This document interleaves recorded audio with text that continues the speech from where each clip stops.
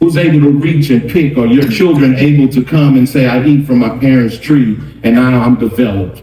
Is there a neighbor? Is there a coworker that can eat from your tree? Amen. That's the question this morning as we abide. Remember, we take the word time out and we're going to use the word abide, meaning I'm going to stay the course.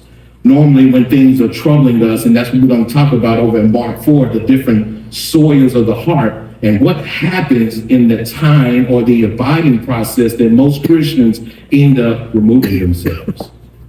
And we're going to see why.